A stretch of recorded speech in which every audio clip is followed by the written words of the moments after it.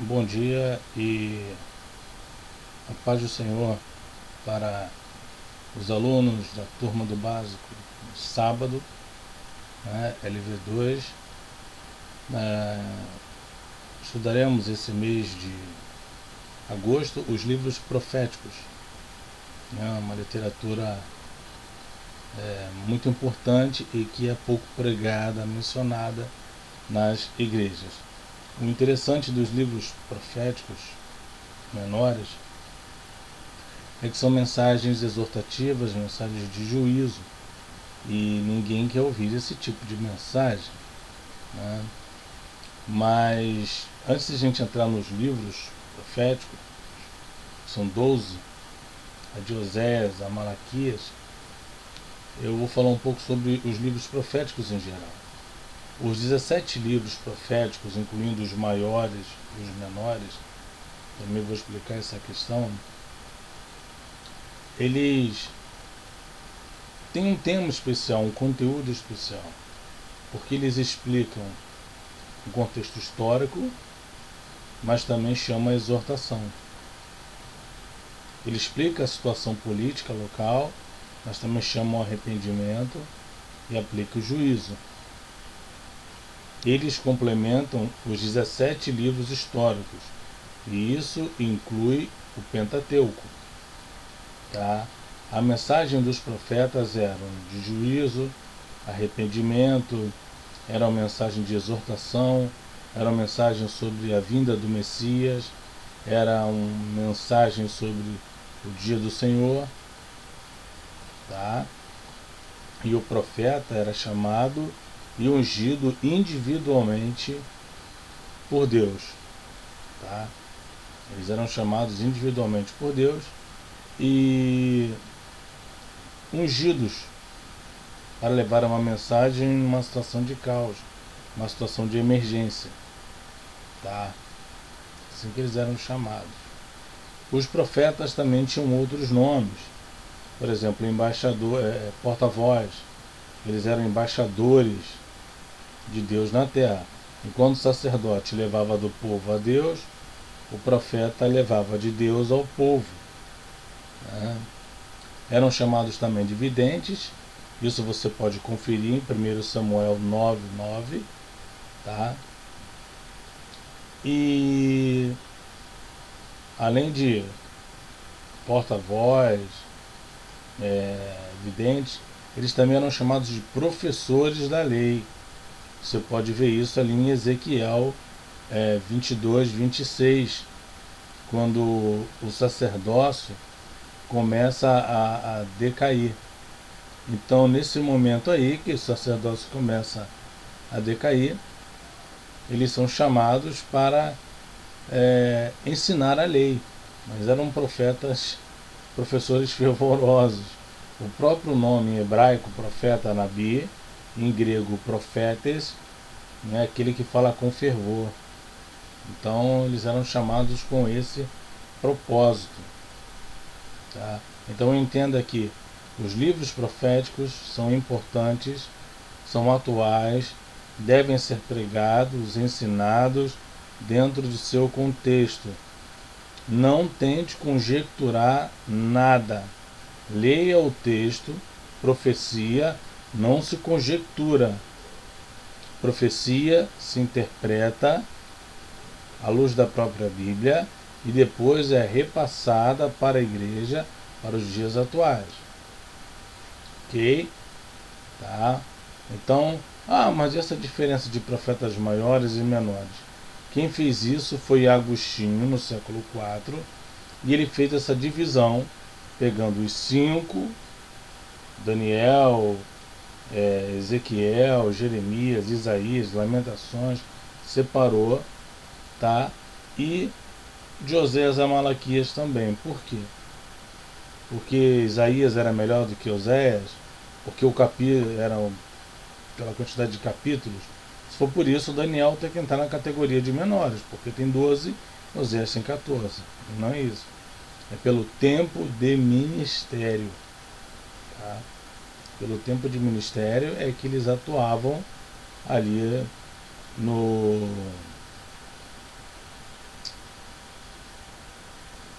tinha essa diferença de profetas maiores e menores.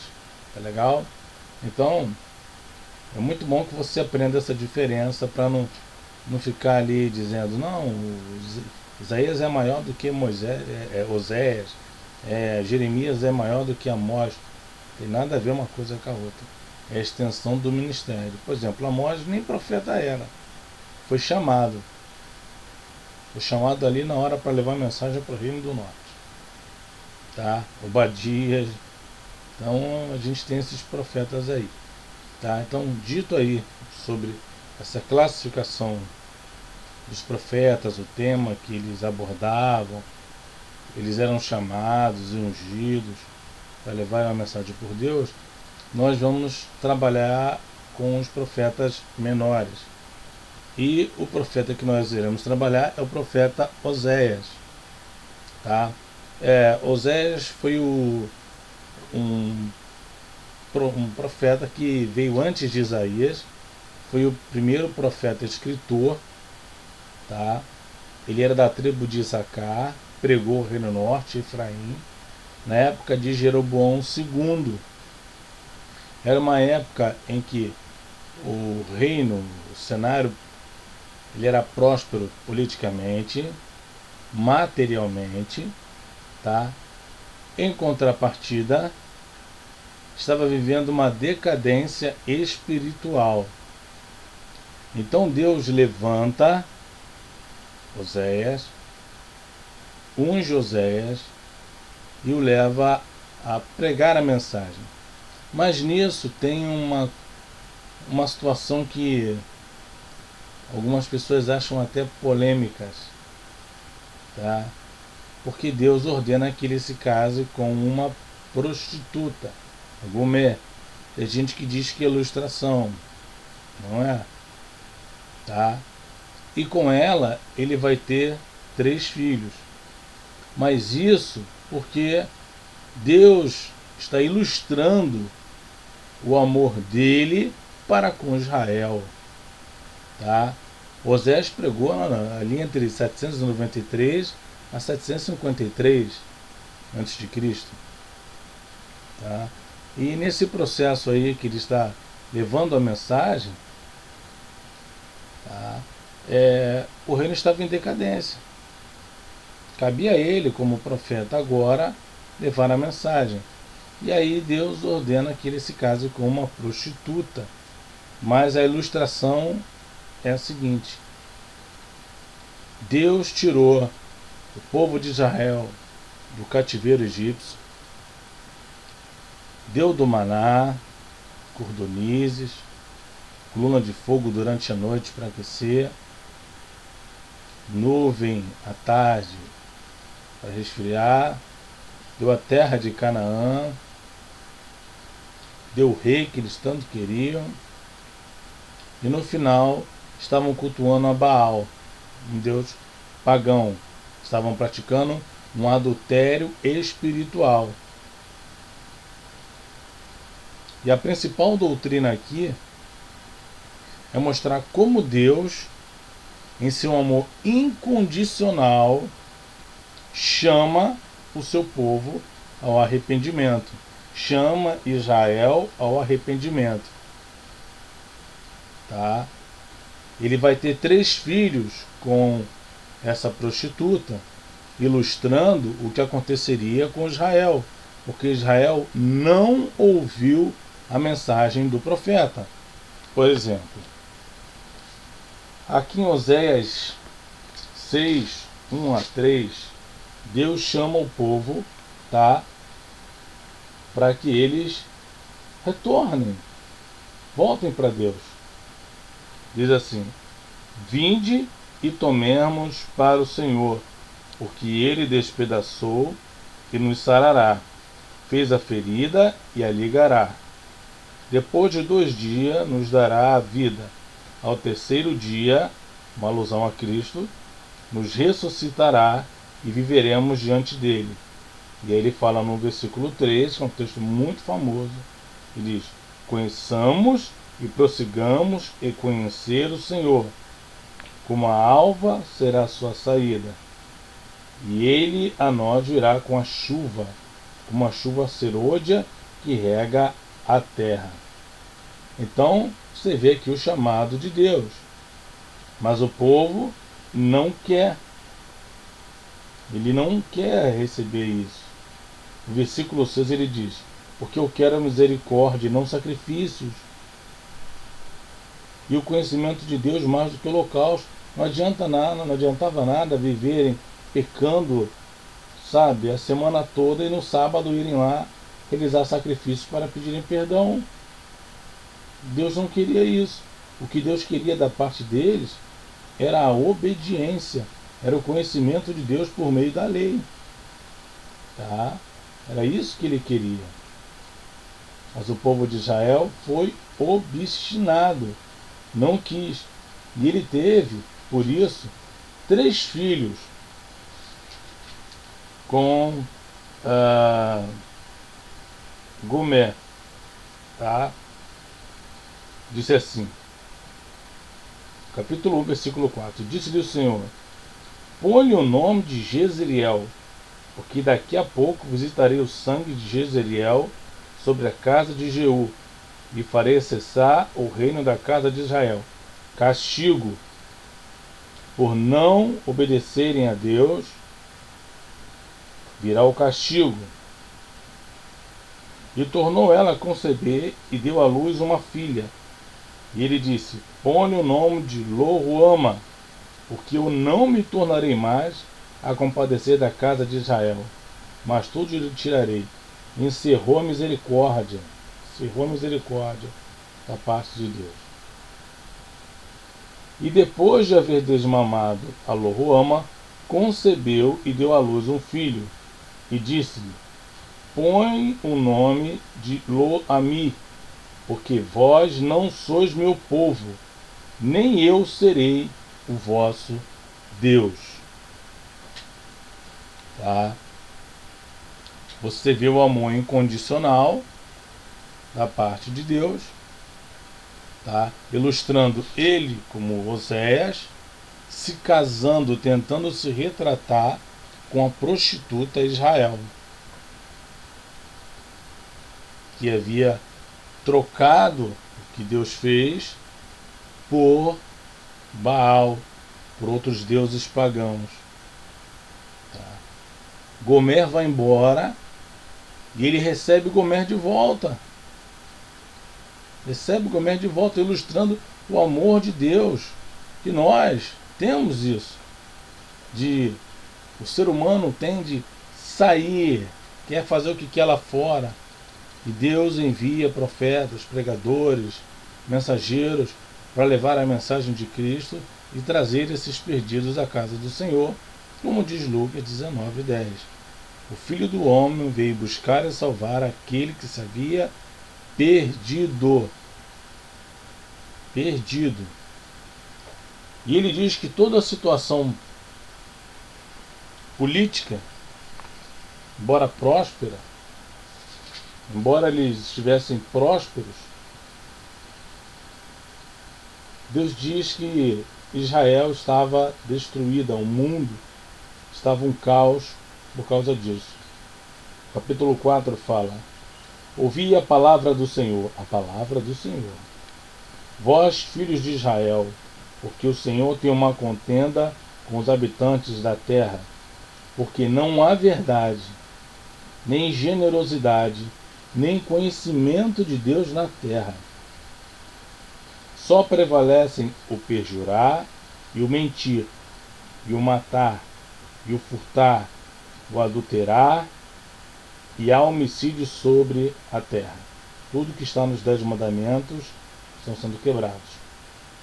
Por isso a terra se lamentará, e qualquer que morar nela desfalecerá com os animais do campo e com as aves do céu, e até os peixes do mar serão tirados. Todavia, ninguém contenda, nem qualquer repreenda, porque o teu povo é como os que contendem com os sacerdotes. Por isso cairás de dia, e o profeta contigo cairá de noite, e destruirei a tua mãe.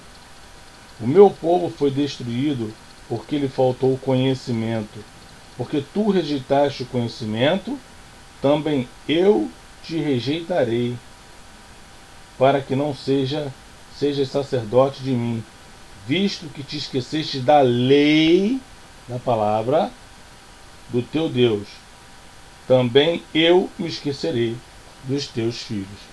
E aí no ano 722, tá, nós sabemos que a Síria leva Israel para o cativeiro. Tá? Leva Israel para o cativeiro, né? E aí vão surgir os samaritanos, essa miscigenação de raças que acabou gerando um atrito entre judeus e samaritanos durante muito tempo, até o caso em que Jesus, lá em João, né, ele pede água à mulher, pode tu pedir água, sendo tu judeu ou samaritana? Né? Então, Jesus começa a quebrar o paradigma ali. Mas até o momento, o povo, os 3 filhos retrataram: castigo, não terei misericórdia, não serei seu Deus. Tá? Oséias ilustrou e pregou a mensagem ali por mais ou menos de 38 a 40 anos. Tá? Ilustrando a vida dele, casando-se com uma prostituta, Deus tentando se reconciliar com Israel, mas Israel não quis.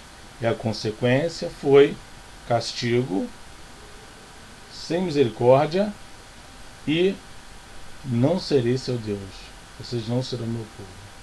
O mundo está um caos porque vocês esqueceram da lei. Vocês não buscam me conhecer.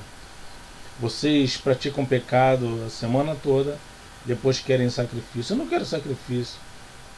Eu não me sinto bem com sacrifícios, e sim com obediência. Voltem para a minha lei. O mundo perece porque lhe falta o conhecimento de Deus. E Deus desde o início chamando o povo à reconciliação. Tá? Então a principal doutrina ali é o amor incondicional. Tá? Mostra a pureza do casamento, que pode existir adultério e o adultério espiritual. Quando você troca as coisas de Deus pelas coisas do mundo, o que você está praticando é um adultério espiritual. E isso não pode acontecer. Quando você deixa de orar, ler a Bíblia, buscar a presença do Senhor para dar lugar a outras coisas, você está praticando um adultério espiritual. Quando você sai da presença do Senhor e vai para o mundo para curtir aquilo que você quer, você está praticando um adultério espiritual. Era o que o povo de Israel estava fazendo e tiveram terríveis consequências. Tá? Então a mensagem de Oséias é o amor incondicional de Deus para um povo obstinado, tá? Um povo obstinado, rebelde, murmurador, tá? Idólatra, como Israel. Mas Deus, em seu amor incondicional, ainda assim chama esse povo ao arrependimento. Não querendo eles essa oportunidade, Deus envia o juízo. Assim será nos dias de hoje. Pregamos o Evangelho, chamamos a Cristo, tá? E haverá um juízo final, onde livros serão abertos. E se o livro da pessoa, o nome da pessoa não estiver no livro da vida, ela vai ouvir: apartai-vos de mim, malditos, para o fogo eterno, preparado para o diabo e seus anjos. Vocês preferiram o diabo ao invés de mim. Adultério espiritual. Tá legal? Então, o livro de Oséias, tema principal, o amor incondicional de Deus, tá? Para com um povo rebelde, idólatra, obstinado de Israel. Tá? Então, que Deus nos abençoe, e nós encerramos a aula de Oséias aqui. Logo, logo nós iremos falar sobre Joel. Deus nos abençoe, em nome de Jesus.